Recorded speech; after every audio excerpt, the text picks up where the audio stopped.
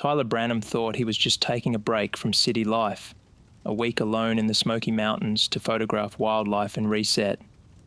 But on his first night in the woods, the howling started. It wasn't coyotes, it wasn't wolves. Something deeper echoed through Green Hollow, and when he found a fresh deer carcass ripped to pieces outside his tent, he realized he wasn't alone. The locals had warned him, vague stories of something wrong up that way. He didn't listen. But now, the forest has gone silent. His cameras are catching more than just animals, and something with glowing amber eyes is circling his camp. It's not just watching, it's learning, and it wants him to stay. What began as a peaceful retreat is quickly becoming a desperate hunt for answers before Green Hollow claims him for good. Stay quiet, stay low, don't look it in the eyes.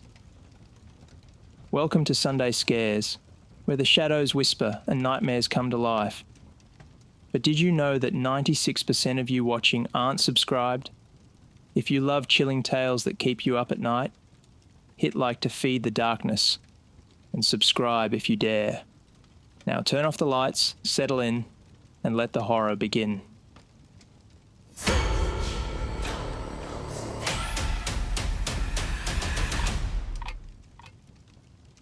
The road narrowed as Tyler Branham's Jeep crawled up the winding gravel trail, tires crunching over broken shale and damp leaves. He hadn't seen another vehicle in over an hour. Just trees, dense, towering, ancient, looming on either side, casting long shadows even in the fading afternoon light. The Smokies were a different kind of wilderness, wilder, older. He could feel it in the air. Like the forest had secrets it didn't want to give up. Tyler pulled to a stop near a clearing just off the main trail, a flat patch of earth flanked by moss-covered boulders and ferns the size of bathtubs. He shut off the engine and stepped out, stretching his legs. The air smelled like pine sap, wet bark, and damp soil. Pure, untouched. He popped the trunk and began unloading. Tent, camera gear, food rations, and an old shotgun he brought just in case. Not that he believed the legends, black bears were his biggest concern. Still, the locals in Gatlinburg had warned him about heading this deep into Green Hollow. Things go missing up there, the bait shop owner had said, eyes narrowed. People too. Tyler had nodded politely, but he wasn't here for ghost stories. He was here to shoot a week-long wildlife series. Owls, foxes, maybe a black bear if he got lucky. The remoteness of Green Hollow promised minimal interference and maximum opportunity.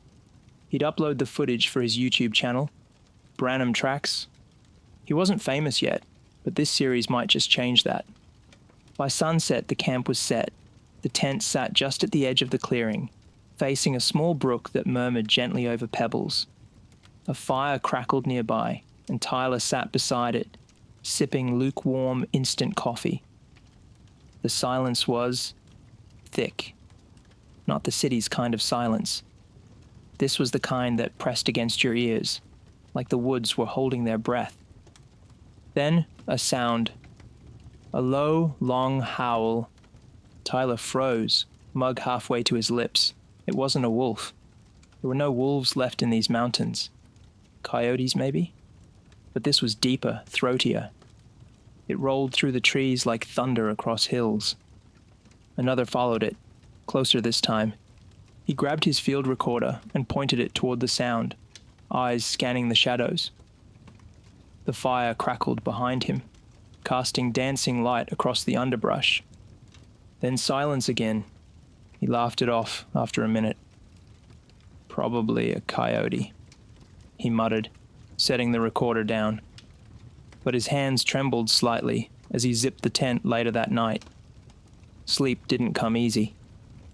Every creak in the woods, every gust of wind against nylon sent his nerves flaring. He wasn't afraid, he told himself. But the feeling of being watched had settled in sometime after midnight, and it never really went away. He woke around 5 a.m. to a sharp smell. Metallic, coppery, blood. He unzipped the tent slowly, rubbing sleep from his eyes. The morning mist clung to the forest floor, curling around his boots as he stepped out. The fire had long gone cold. A few birds chirped from high up in the canopy. Then he saw it. 15 feet from the tent, in a shallow dip near the brook, lay a deer carcass, gutted, torn open, fresh. Its ribcage was splayed like a broken umbrella, its innards half gone, the rest scattered.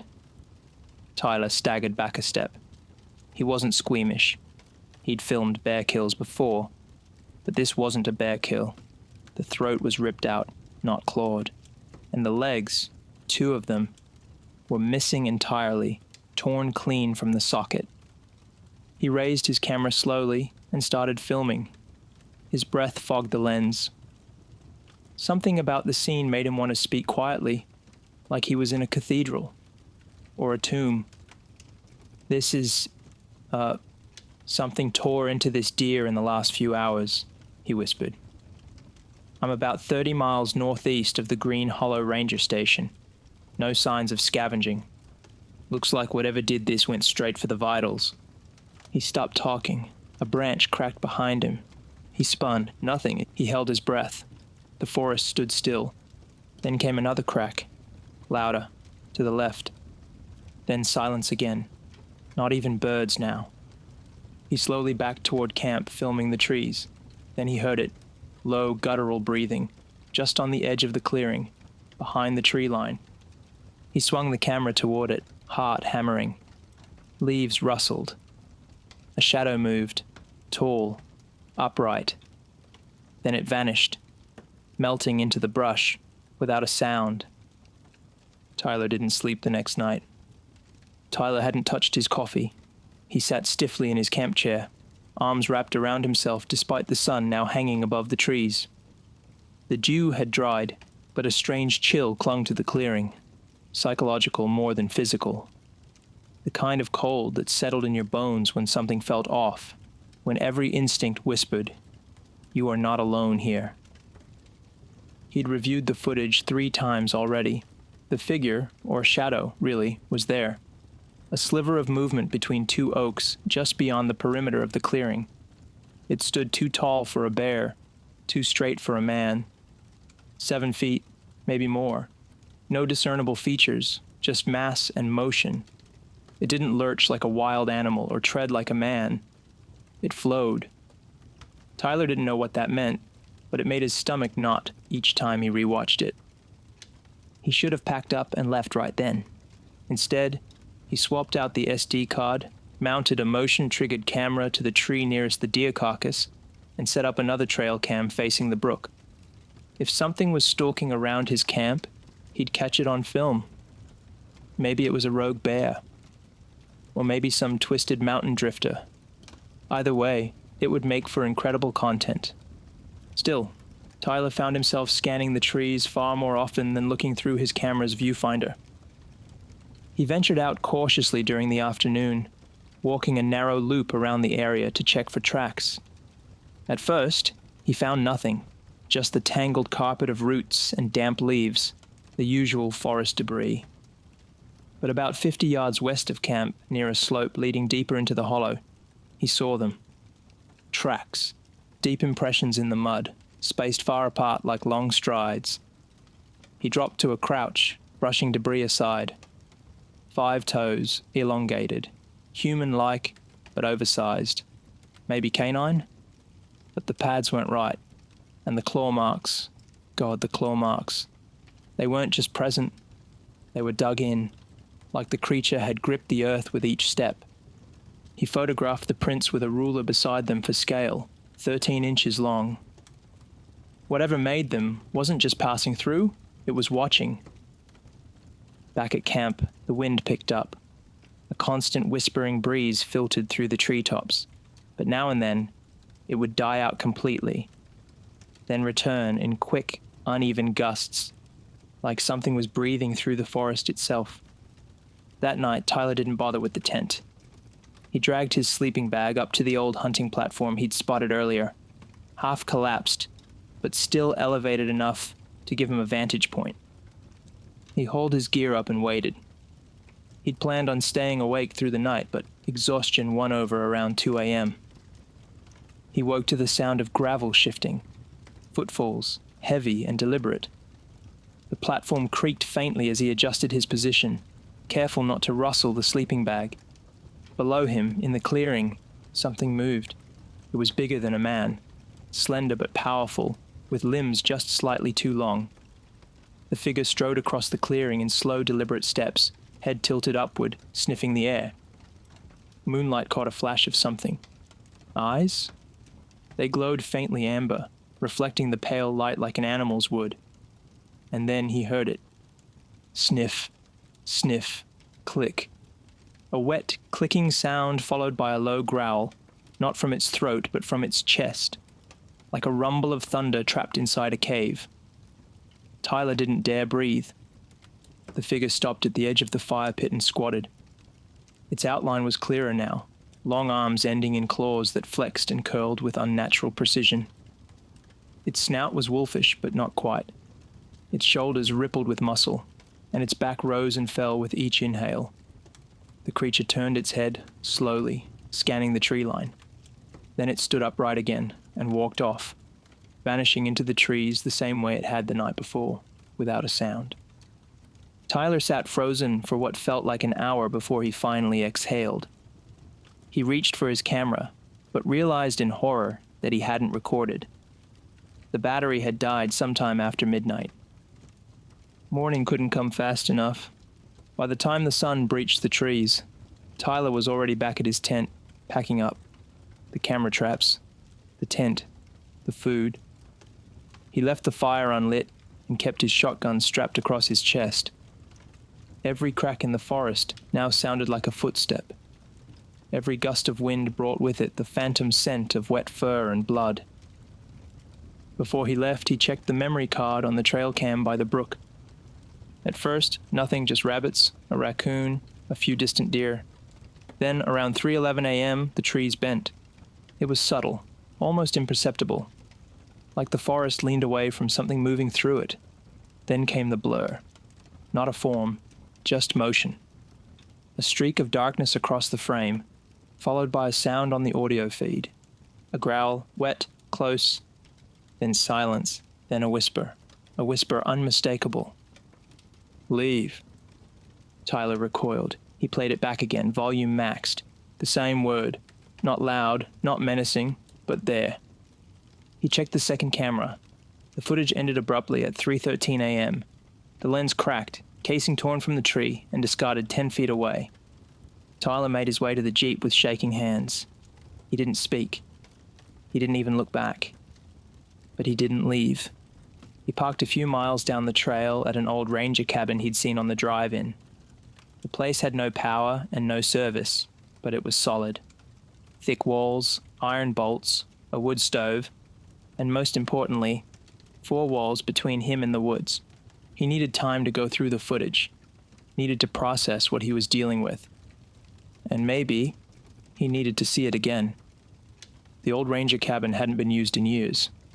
A dusty sign barely clung to the weathered siding. U.S. Forestry Service, Cabin B12, emergency shelter only. The windows were boarded from the inside, and a heavy iron latch held the front door shut. Tyler pushed it open, half expecting to find raccoons or something worse inside, but it was empty. Just cobwebs, an old cot with a rotting mattress, and shelves lined with yellowing manuals and mold-flecked paper maps. He locked the door behind him and slid the bolt. The sense of relief was immediate. 4 walls, however flimsy or abandoned, gave his mind room to breathe. He'd seen something. It wasn't a bear. It wasn't a coyote. It stood up. It whispered. He could still hear that word in his ears. Leave. The camera footage, grainy and broken, played again on his laptop. That same shadow flickering through the trees. That same pressure in the audio just before the voice. His hands trembled as he took notes. This was evidence. Raw, unnerving, real. And the more he documented it, the more he felt like it wanted to be known. Like the creature didn't mind being seen. But why? Why follow him? Why not just kill him like it did the deer? He didn't plan to stay the night, but the sky darkened quickly. A fast-moving storm rolled in from the east, soaking the trail with heavy rain by dusk. Thunder cracked across the hills. His escape route turned to mud, the ruts of the road threatening to trap his jeep if he tried to drive out in the dark. So he stayed. He sat on the floor with the shotgun beside him, one earbud in, reviewing audio logs. He played the leave clip again, running it through his editing software. When he slowed it to 50% speed, it sounded even more unnatural, less like a word and more like a mimicry of one, as if something had heard it spoken before and was trying to say it. Lightning lit up the cabin windows. Rain hammered the roof in sheets. Then the wind shifted. The ambient hum of the forest, the rhythm of the storm, it all went still. No insects, no rain, no wind. And then the floorboards creaked. Tyler sat bolt upright. Another creak. This one behind him. He swung the shotgun toward the door, finger tense on the trigger. He waited. Seconds dragged into a full minute. Then came a third sound, not inside but above. The roof. It shifted. A soft thump, like something landing or crawling across it. Then the scratching began, long, drawn-out scrapes of claws on wood. He backed slowly toward the rear of the cabin, breath shallow. The sound moved overhead, creeping from one end to the other. He flicked off the laptop screen. Darkness enveloped the room. A snort. Then something landed on the front porch. Tyler raised the shotgun. Rain started again, heavier than before. But this time it didn't mask the sound. It emphasized it. Something stepped onto the old wooden slats outside. Pacing. It stopped just in front of the door. Another snort. Deep. Beastly. Then, Tyler. The voice was warped, as though dragging itself through a mouth not built for speech. Tyler's blood ran cold. He didn't respond. Sniff, sniff, click. The doorknob jiggled. He lifted the barrel an inch, hands sweaty. If it broke through, he'd shoot. He wasn't sure it would do anything, but it was all he had. Then, suddenly, the steps retreated. It didn't run. It strolled, casually, like it was done for the night. But the feeling didn't leave. The presence remained. Even after an hour, even after the sounds faded, something was still watching. Morning brought fog and cold silence. Tyler stepped outside the cabin, with the gun still in hand. The porch was soaked, but the deep claw marks across the door were fresh and unmistakable. 5 slashes, each a foot long. A warning. He didn't pack up, he didn't check the cameras, he just walked. Down the trail, past the flooded bend, deeper into Green Hollow. There was an old coal road he'd seen on one of the forestry maps. A barely visible path that wound down toward a ridgeline overlooking a marsh. If this thing had territory, a den, or a reason to haunt this place, it would be down there. By noon, he reached the marsh. Thick vines dangled from trees. The water was black, still. Insects buzzed like static in the heavy air. And then he saw it. A pile of bones, clean, white, and stacked in a neat pyramid. Deer, rabbit. One looked human, a jawbone. Next to it, a circle of stones, and in the center, a shredded backpack. Tyler's mouth went dry. He knelt and picked up a tattered ID badge from the wreckage. Melissa Kay, wildlife biologist, U.S. Forest Service. She'd gone missing last spring. He remembered the story. Her last GPS ping was near Green Hollow. They never found her. The wind shifted. Leaves rustled behind him. He turned and saw the trees ripple. Not the wind. Something large. Something fast. Circling. He ran. Branches whipped at his face as he sprinted back up the slope, lungs burning. The camera swung wildly on his chest. He didn't look back. He didn't need to. It was following. Growls echoed through the woods, one to his left, another to the right. Were there two? No, just one. It was flanking him. He burst out of the tree line into the old road and dove into a ditch as something tore through the bushes behind him. A flash of fur, a glimpse of jagged teeth. The creature didn't stop. It circled again, taunting him. Tyler scrambled up the other side, aimed his shotgun at the moving brush, and fired. The sound cracked through the forest. Silence. Then, a howl. Low, long, deafening, and far too close. Tyler ran again, half blind, legs aching. He reached the cabin, slammed the door shut, and bolted it again, chest heaving. But the creature didn't follow this time. No scratching, no whisper. Just silence. The kind of silence that told him it didn't need to chase anymore. It had made its point. The old ranger cabin felt smaller now, like the walls were closing in with each passing hour. He sat with his back to the door, shotgun in his lap, every creak in the wood making him flinch. The storm had passed sometime after midnight, but the dread hadn't. It clung to him like the moisture on the window glass, silent, persistent, impossible to wipe away. He played the audio clip one more time, that voice. Tyler. It wasn't just mimicry, it knew him. It had followed him, and it had waited until he was alone, completely alone, before speaking. That wasn't random. It was intention. And worse, Tyler now understood something more terrifying than the fact the creature existed. It wanted him to stay. He stared at the cracked laptop screen. His footage, the claw marks, the deer, the whispering, it all amounted to something more than content. It was evidence of something unexplainable, yes, but it was also a warning. A message written not in words, but in fear, blood, and calculated presence. No more pretending this was about YouTube clicks.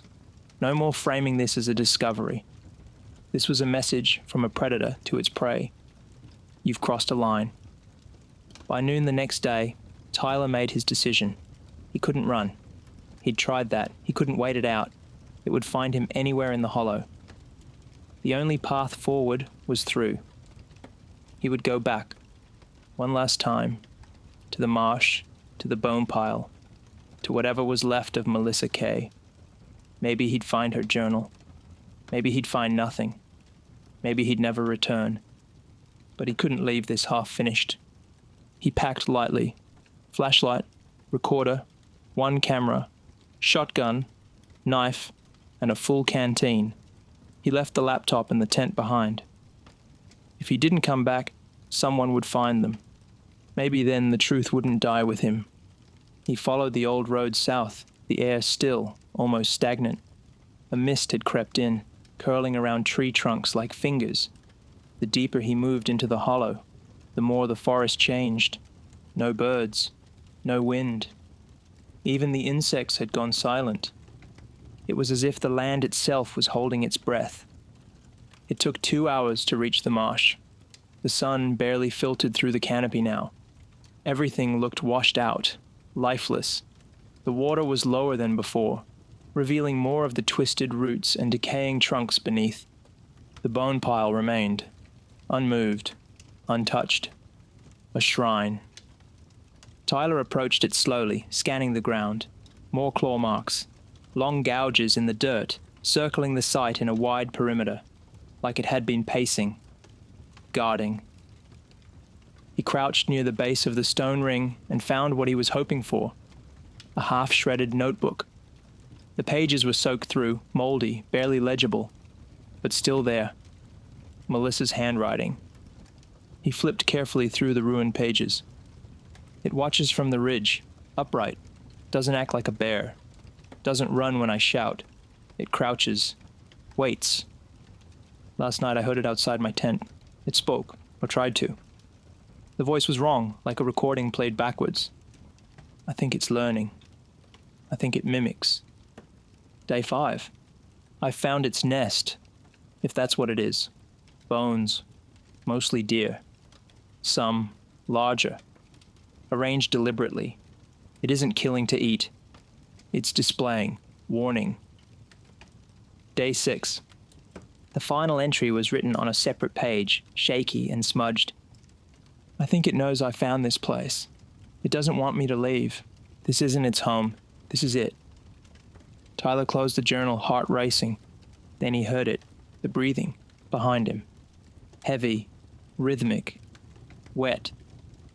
He turned slowly, shotgun raised, and there it stood, 10 feet away, at the edge of the marsh, backlit by the mist, taller than any man, fur matted and slick with dew, muscles rippling beneath a thick hide, claws nearly as long as his fingers. Its eyes burned gold, reflecting the dull grey light like coins in a pond, and its mouth, too wide, filled with teeth that didn't match, some canine, some human. It opened slightly, revealing a dark tongue that twitched, tasting the air. It stepped forward. Tyler fired. The shotgun blast echoed across the hollow. The creature staggered, but didn't fall. Blood, dark and thick, poured from its shoulder. It looked down at the wound, then back at Tyler. It smiled, and then it charged. Tyler ran. He didn't reload. He didn't look back. He just ran, ducking beneath branches, leaping over roots, lungs burning. The ground shook behind him.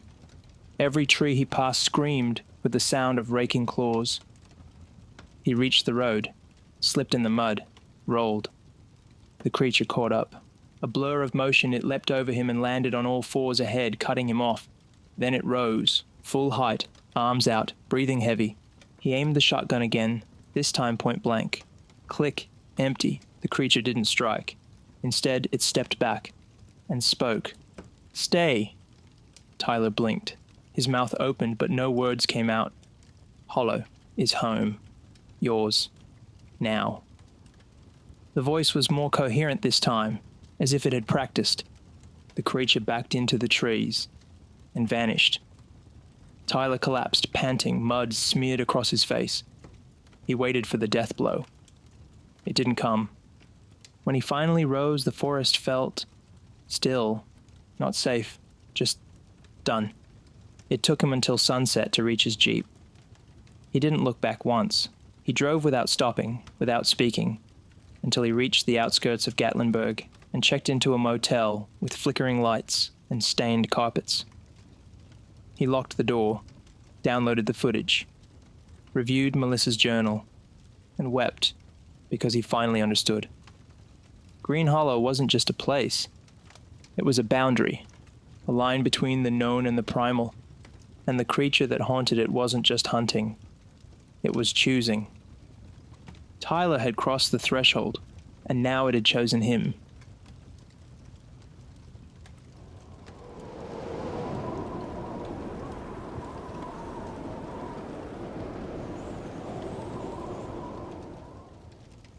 The fog lay thick over the Smokies that morning, a pale, silent sea that pooled in the valleys and clung to the ridgelines like something alive. Ranger Paul Whitaker stood on the porch of the Laurel Creek Ranger Station, sipping burnt coffee and watching the mist roll across the trees. It was early spring, technically tourist season, but this far up the mountain, things stayed quiet. The deeper trails were still soggy, and the cabins scattered through the park were barely being used. Only the diehards came this time of year, the ones who wanted to be alone. And that always gave Paul pause. Back inside, the heater clicked and groaned as it pushed lukewarm air through the aging ductwork. Paul set his mug down and dropped into the creaky desk chair. A stack of manila folders spread across the desk like the wings of dead birds. Audit season again. Every spring, the regional office wanted reassessments of past incidents. Re-review the unsolved ones. Make sure the books were clean. The older rangers called it the bury the weird paperwork. Paul didn't argue. He'd seen enough in these woods to know that weird things didn't just happen. They lingered. He thumbed through the next file. No cover sheet. Just a cabin number and a date scrawled in pen across the tab. Cabin 17. April 2023. Paul paused. Cabin 17 was out past the old lumber trail, nestled in a curve of ridge near Copperhead Bluff. It wasn't on the public website anymore, hadn't been for almost a year, but it still showed up on internal rosters as available by request. Supposedly it was being held for historical preservation. That was the story anyway. He opened the file. Andrew and Lydia Kerr, early 30s, married, from Knoxville. Booked the cabin for a 4-night retreat. Checked in at the ranger outpost. Friendly, polite, nothing unusual. The file included a printed transcript of the last voicemail they left, time-stamped 9:47 p.m. the first night. Hi, this is Lydia Kerr. We're at cabin 17. Just wanted to say thank you. It's beautiful out here. Really quiet. Andrew says it feels like we're the only people on Earth, haha.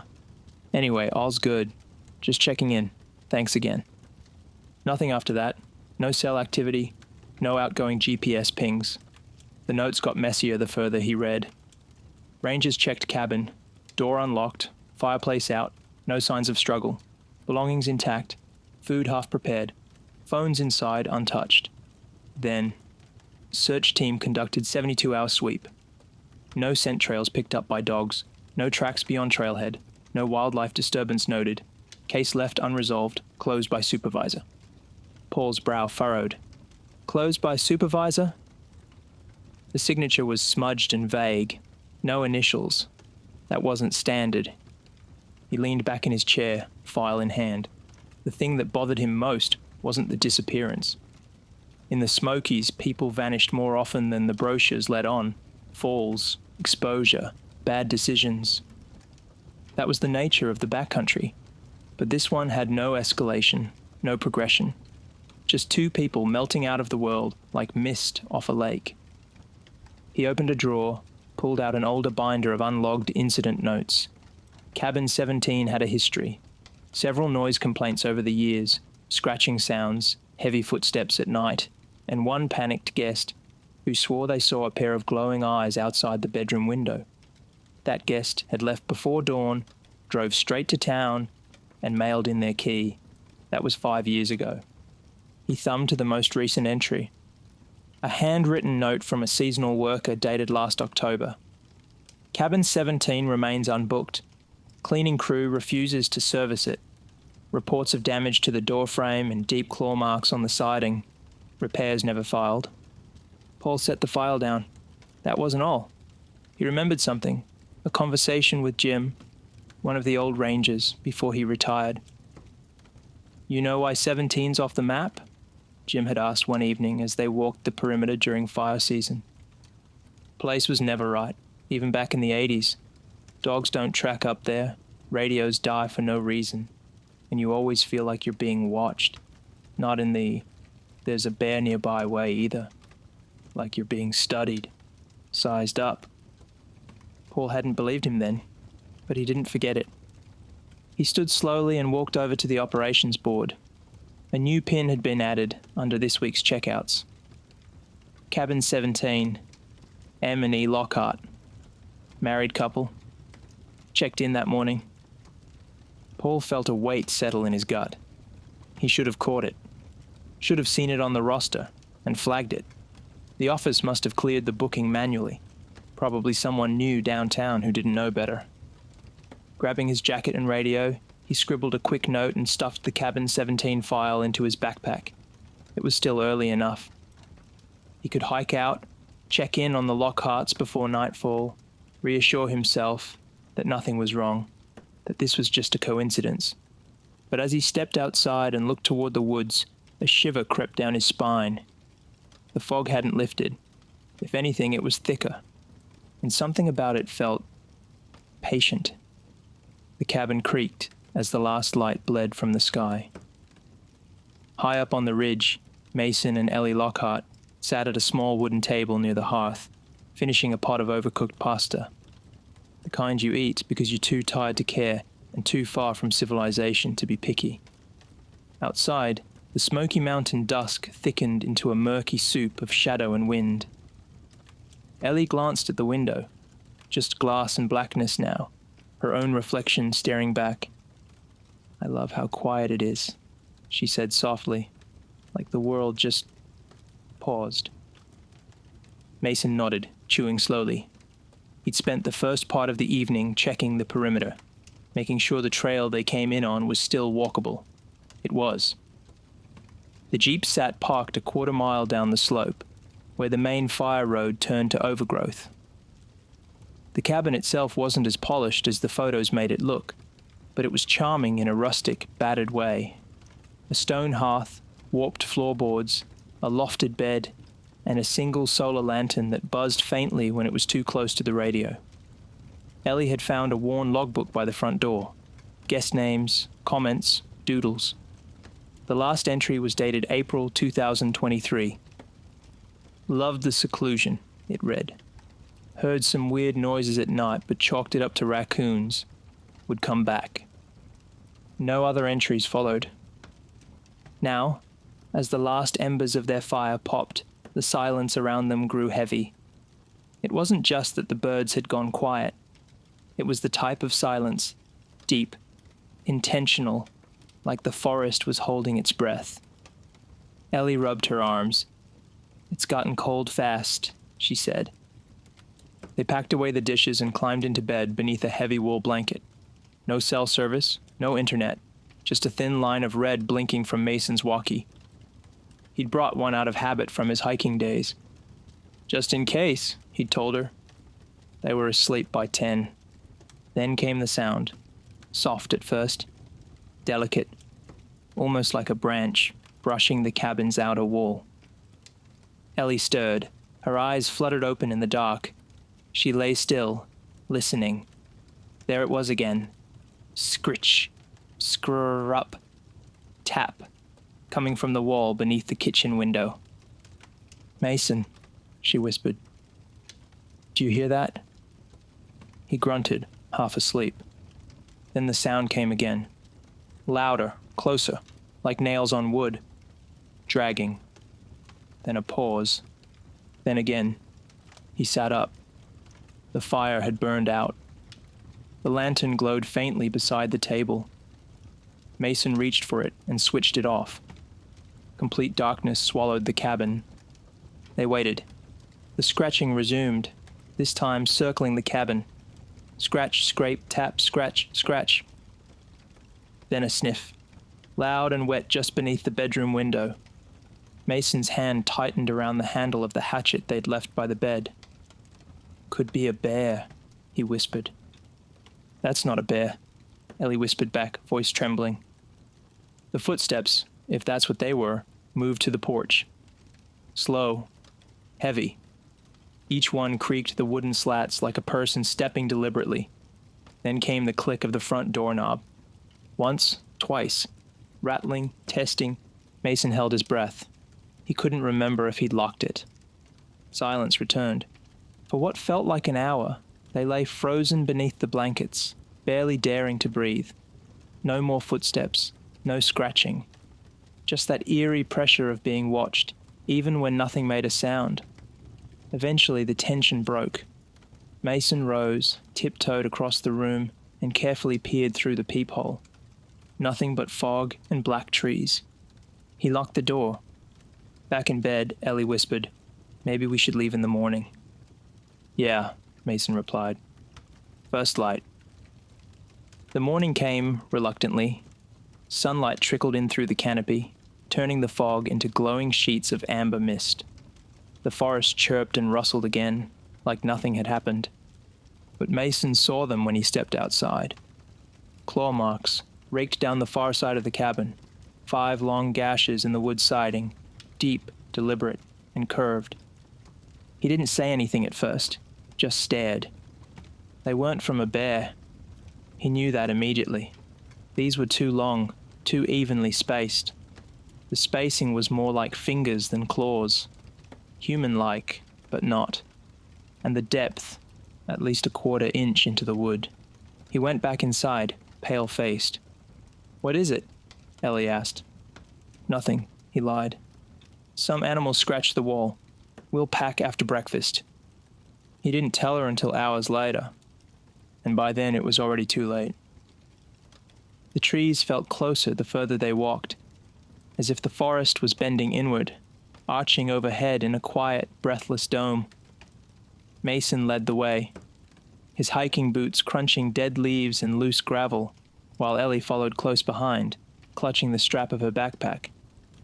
They'd agreed to take the lower trail behind the cabin, a looped path that dipped into the hollow and was supposed to lead to a small stream and back, a way to calm their nerves, to clear their heads after a restless night. But neither of them could shake the tension from their shoulders, or the way every rustle of leaves made them pause. They didn't talk much.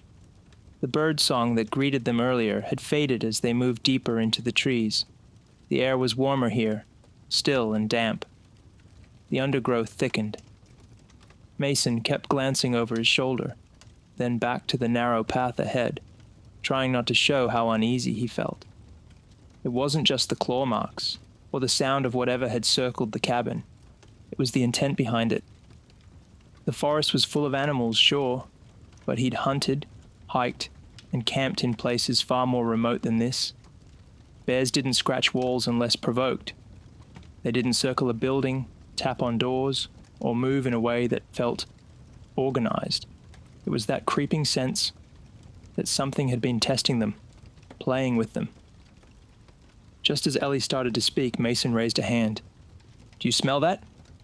She stopped, frowning. "What? Like metal, copper, blood?" She inhaled sharply, then nodded. "Yeah."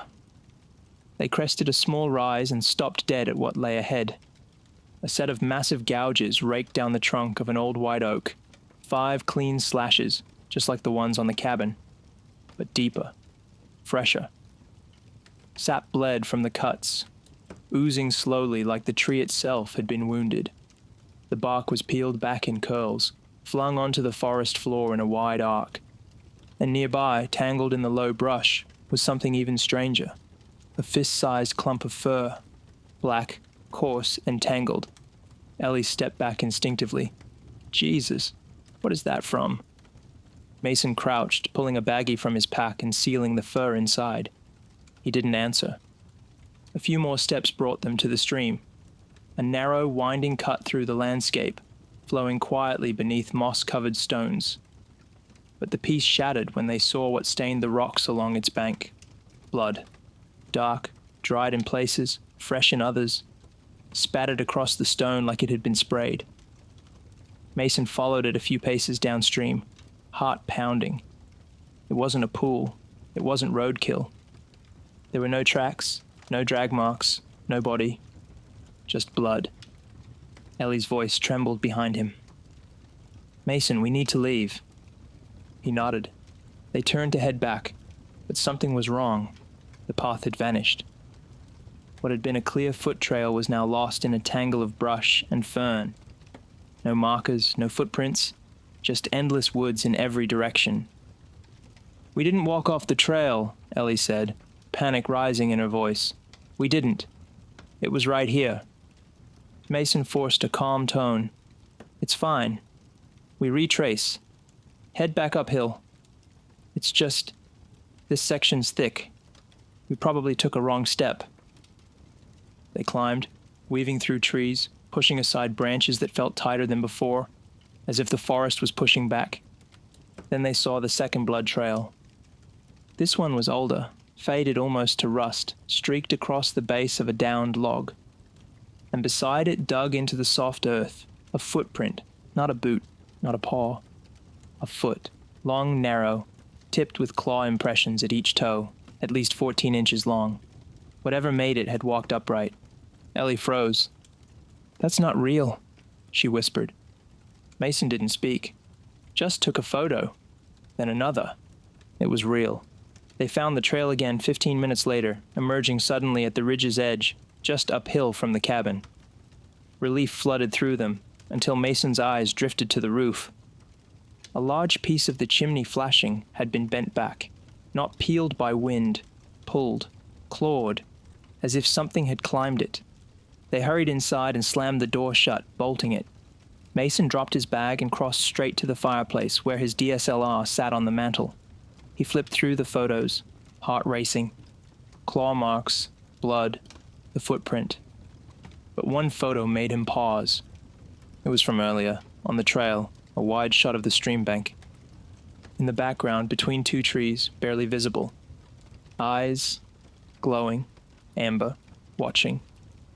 He zoomed in, hand trembling. The shape was there. upright.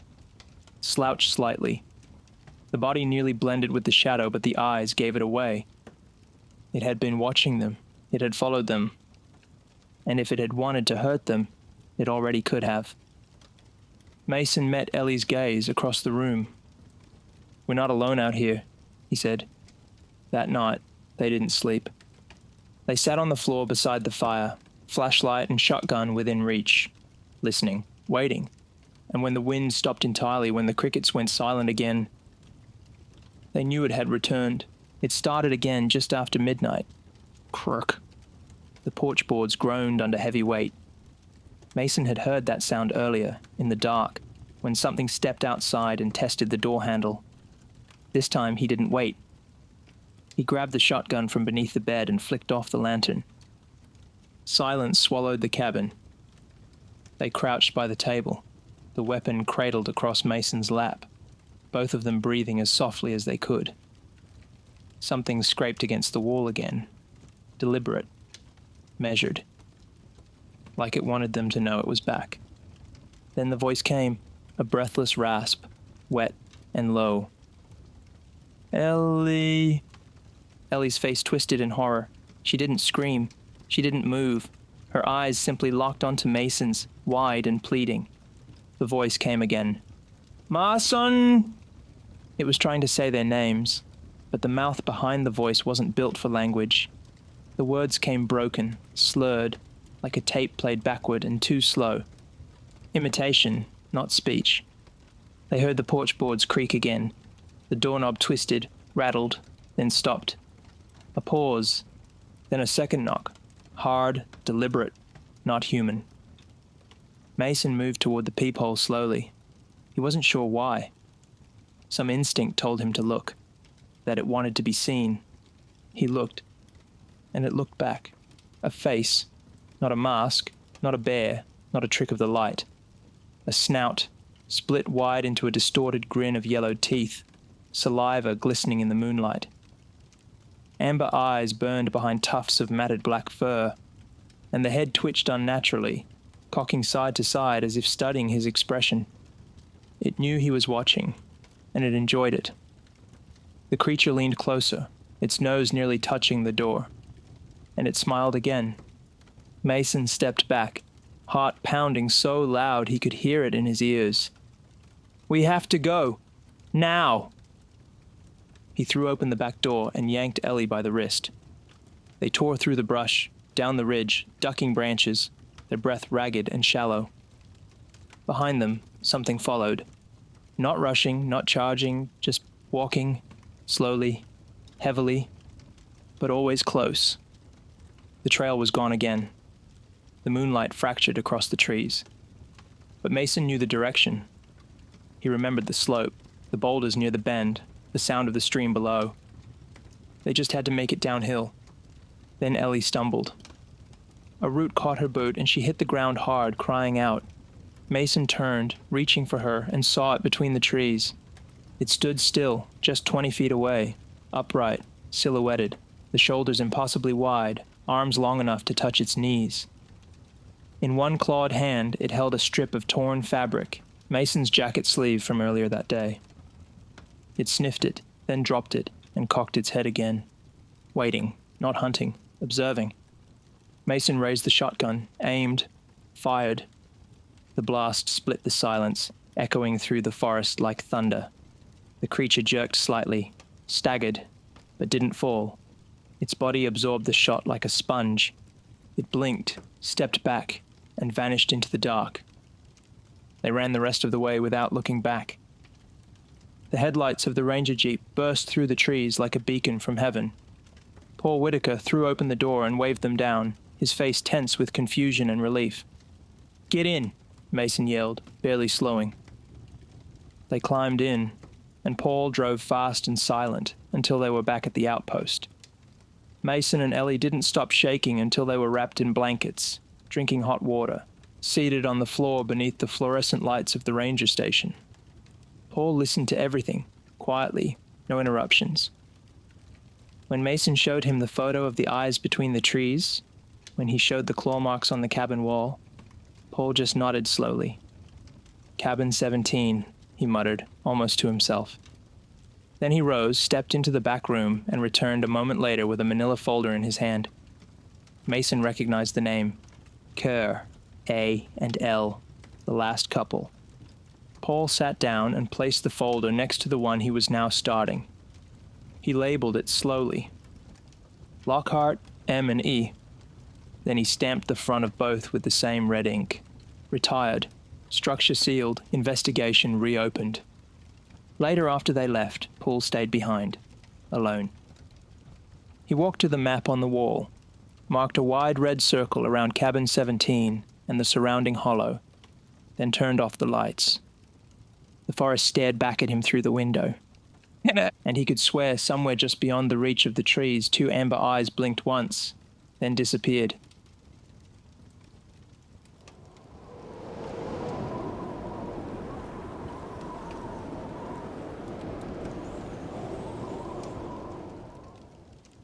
The road narrowed into a gravel scar winding through the forest. Dust hung behind the car like a ghost's tail, and the late afternoon sun flickered through the trees like a broken projector reel. Dean Maddox drummed his fingers on the steering wheel as his Subaru rattled over another pothole. Should have brought the truck, he muttered. But it was too late now. He was already deep into the Laurel Ridge backcountry, 10 miles from the nearest ranger station, and 3 miles from any marked trail. But that was the point.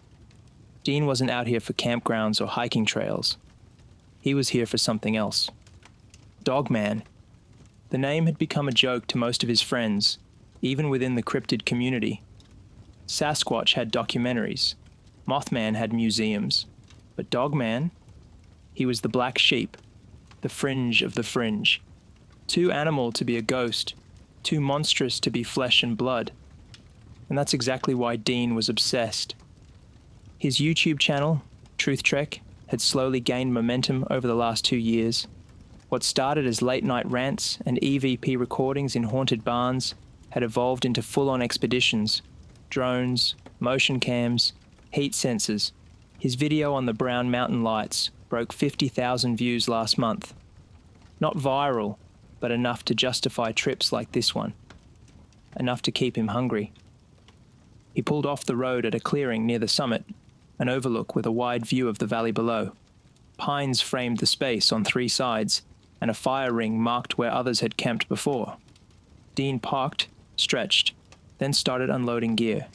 Trail cam, GoPro, LED floodlights, mic boom, 2 power banks, a small tent, and his favorite prop, a folder of police sketches and newspaper clippings dating back to 1978.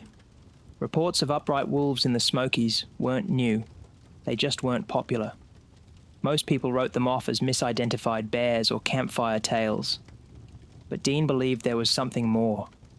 Something primal. And Laurel Ridge had history. By dusk, the campsite was set. Cameras mounted, batteries charging, everything ready. He lit a fire, boiled a cup of instant coffee, and sat facing the camera. Truth Trek, episode 42. He said, tapping the lens. We're up here on Laurel Ridge, Tennessee side of the Smokies. 3 credible reports of Dogman activity in this area over the past 15 years. 2 involved missing livestock. 1 an encounter from a hunter who claims he saw something upright, canine, over 7 feet tall, standing near a deer carcass. You know the drill. I'll be staying here overnight. Got motion cams covering the clearing, shotgun locked up just in case, and yes, I brought jerky, because monsters love Slim Jims. He laughed quietly. Alone in the woods, that kind of laugh felt fake, but necessary. Darkness fell quickly. The trees dissolved into black columns. The stars overhead blinked through a patchwork of pine needles. Dean turned on the perimeter lights, 4 small solar lamps placed in a ring around the camp. The tent zipped behind him. A red LED on the main camera blinked, recording live. He stared at the monitor. Nothing. But just before midnight, the first alert came in. Motion cam, south tree line. Dean leaned forward, heart already quickening. He toggled the feed. Static, then an image. Grainy. Shapes swaying. Nothing definite. Probably branches. Then the alert pinged again, east perimeter. He switched. This time something moved across the far side of the screen. Low, quick, 4 legs, then upright. Only for a second, then gone. Dean's pulse spiked. He rewound the footage, slowed it, enhanced contrast. There it was, a shape. Tall, narrow waist, broad shoulders, head shaped wrong for a bear. The back legs bent too far backward. The moment lasted less than a second, but it was enough. He reached for the mic. To anyone watching this live, I think we may have just gotten our first confirmed contact. Movement spotted in the east quadrant. Tall bipedal form. Possible canine morphology. This is not a drill. He stood, scanning the tree line. The fire had died low. The air felt dense, heavy with something unspoken. Even the insects had stopped chirping. Dean turned in place slowly, listening. Crunch. A twig snapped to the west. He whipped the camera around. Nothing there. Another crunch. Closer now. Deliberate. Dean swallowed. Okay, folks. If you're watching this, I'm going to walk the perimeter, just in case. He grabbed the flashlight and unzipped the tent flap, stepping slowly into the clearing. Then he froze. Beyond the perimeter lamps, about 30 feet into the trees, 2 small amber lights blinked once. Not lights. Eyes. They blinked again. Dean raised the flashlight, but they were already gone. The woods had swallowed them whole. Dean didn't sleep. Not that he expected to. Not really. But the difference between expecting a sleepless night and enduring one were miles apart. He sat inside the tent, back against the cooler, shotgun within reach, staring at the tent flap as though it might breathe. Outside, the woods were no longer silent. They pulsed. Crickets clicked in short bursts. Distant owls called once and went quiet. And now and then, twigs snapped, never in the same direction twice. It was like the forest had a new rhythm, one he wasn't invited to understand. He checked his tablet again. The cameras had stopped alerting, but the motion logs told another story. Between midnight and 2:13 a.m., the eastern camera had recorded 6 events, each under 3 seconds, just flickers. And in one of them, time-stamped 1:47:18, those eyes appeared again. Dean rewound the clip for the 5th time. The same frame, the same blink. 2 gold amber circles reflecting the infrared, then gone. They hadn't moved closer, but they hadn't left either. The tree line to the east was dense. He'd walked it earlier, and the slope just beyond dipped into a ravine filled with deadfall and mossy stone. Not the kind of terrain you crossed easily. Whatever was out there had been moving through it without a sound. A line from an old report came back to him, something a retired park ranger had once said in an interview. If you see the eyes and they don't move, they're not watching. They're waiting. Dean didn't want to believe that, but some part of him, deep, cold, already did.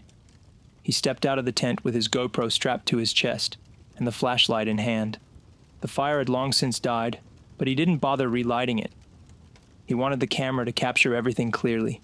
The darkness was real here, clean, unfiltered. All right, he whispered into the mic. Time is 2:26 a.m. Going to do a slow perimeter sweep. Eyes spotted again in the east section. No approach. If anything happens to me and you're watching this later, well, thanks for tuning in. He gave a half chuckle that didn't reach his eyes and moved toward the south marker light. The solar lamps still glowed softly, but the batteries were weakening. One flickered faintly, casting uneven shadows. He scanned the woods. Nothing. But the feeling was still there, that prickling sense at the back of the neck, the subtle weight of being observed. He circled toward the eastern ridge, shining the flashlight into the trees. The brush was too thick for visibility beyond 15 feet. Every branch became a claw. Every shadow stretched too far. Something crunched behind him. He spun. Nothing. Just the empty clearing and the soft dying lamps. Another sound. Closer, this time from ahead. A low shuffle, a breath, then silence. Dean aimed the light at the base of the trees. Nothing. Then he lifted it. 20 feet up, clinging to the bark of an old spruce, were two eyes. Same color, same distance apart. Blinking, they didn't glow. They reflected, like a predator's. Dean froze, not because of the height, not because of the speed it must have taken to get there, but because of the realization it could climb. The creature blinked again. Then it shifted. He caught a glimpse of muscle, fur, and a long limb that reached too far, gripping the trunk like a hand. Fingers, clawed, and then it dropped. Silently. Dean stumbled back, breath caught in his throat. He fumbled the light. It hit the ground, beam spinning wildly as he scrambled for it. When he got it upright again, the creature was gone. He ran, back to the tent, back to the light. He dove inside, zipped it shut, grabbed the shotgun, and sat with his back pressed to the aluminum pole. The forest had gone dead silent again. But it wasn't the normal silence of a sleeping woods. It was the silence of anticipation. A performance, waiting for its cue. Dean checked the stream. The GoPro had caught the eyes, but the fall hadn't been in frame. Too fast. Too smooth. He switched to the east camera again and saw something new. Not eyes. A hand. In one frame, just behind the tree line, you could make out a limb. Long, dark, bent at the elbow. But not fur-covered, like an animal. Number. This looked wrong. Like skin stretched too tight. The hand ended in black claws, but the structure beneath was almost human. It had been watching him, not just with eyes, but with awareness, judgment. The livestream kept rolling. Dean stared into the lens, pale and drenched in sweat. "I'm not sure what's out there anymore," he said quietly. "But it's not an animal. It's not afraid. And I think it wanted me to see it." Behind him, something breathed once, deep and long. The tent shifted slightly. Dean gripped the shotgun tighter and waited for dawn. The night had passed, but Dean didn't remember sleeping. When he finally unzipped the tent just after sunrise, his body moved like it belonged to someone else, heavy, disjointed, humming with fatigue and adrenaline. The forest looked different now, not in color or form, but in spirit. There was no relief in the daylight, no sense of safety that often came with morning in the woods. If anything, it felt worse, like the veil had lifted, and the truth was still there, waiting. He moved slowly through the clearing, shotgun in one hand, checking each camera one by one. The east unit was dead, torn from the tree, not ripped clean, but bent and twisted, like something had grabbed it in a fit of amusement. The metal mount was warped, the plastic cracked, but the SD card was still intact. Dean slipped it into his pocket and glanced up at the trees above. Nothing. Just green shadows and the gentle sway of branches in the breeze. Still, the feeling lingered, that somewhere, something was watching. Back at the tent, he reviewed the footage on his laptop. The file was intact. Timestamp, 3:11 a.m. It began with motion blur, a flicker of something moving low to the ground, faster than any animal should be able to cross that space. Then static. And then a single frame, a full shot of the creature. Upright, facing the camera. It was between the trees, one hand gripping the bark, the other hanging long and loose by its side. The eyes glowed faintly, even in the infrared. The face was wrong. Not wolf, not man. Some hideous blend of both. Elongated snout, but human-shaped jaw. Lips drawn back in something like a smile. And the torso. Broad, scarred, thin patches of fur giving way to something pale beneath. Muscles like a man's, but the wrong shape, the wrong proportions. It was posed like it was aware of the camera. Dean's stomach turned. It had wanted him to see. It had performed. He exported the stills and clipped a short edit for the live stream, a summary, voice overlaid on footage. He spoke softly, his voice low and focused. "This is Laurel Ridge. Approximate time, 3:11 a.m. Unknown bipedal entity captured on East Cam. It's fast. Too fast for natural animals. If I didn't know better, I'd say it knew it was being filmed." He paused in the recording, staring at the freeze frame. There's something ancient in its eyes, something not curious, something cold. He uploaded it with a shaking hand, checking the satellite uplink. The signal was weak, but steady enough to stream in 720p. He didn't expect many viewers, maybe a few dozen diehards who stayed up for this stuff, but they'd see it. And if he didn't make it back, they'd have the footage. Then the chat started to ping. "What the hell is that thing? Dude, those eyes. You need to leave, like now. Holy crap, check your 6. That last one made him stop. He turned to the live feed. Nothing behind him in the tent. Then the stream went black. At first he thought it was a battery issue, but the laptop was still powered. The camera was live. It was the signal that had cut. Not a drop, but a kill. The system had been jammed. He rebooted the uplink, fingers flying. Nothing. Then a flicker. The screen returned, but only partial. Just the central wide cam. And in the very edge of the frame, he saw movement. Trees bending slightly, then the sound returned. Breathing, not through the mic. From outside. Dean froze.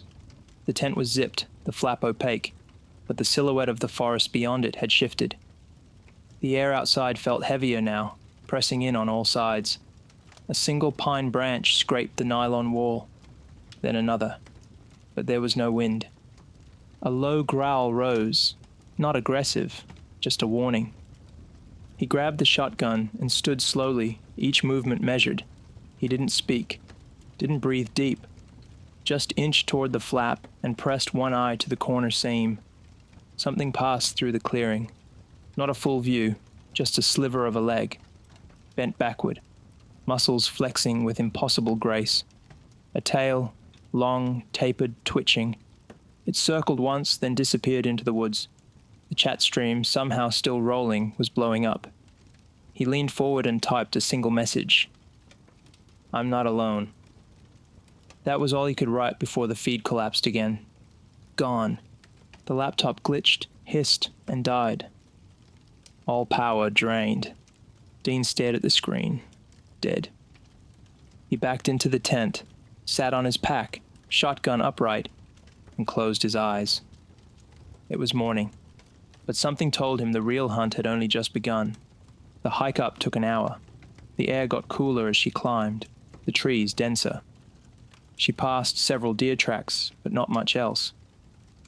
The usual forest sounds were oddly absent. No birds, no squirrel chatter. Just wind in the canopy and the occasional creak of a branch overhead. It wasn't the comforting silence of deep wilderness. It was the quiet of something waiting. She spotted the first sign of trouble near a clearing just below the ridgeline.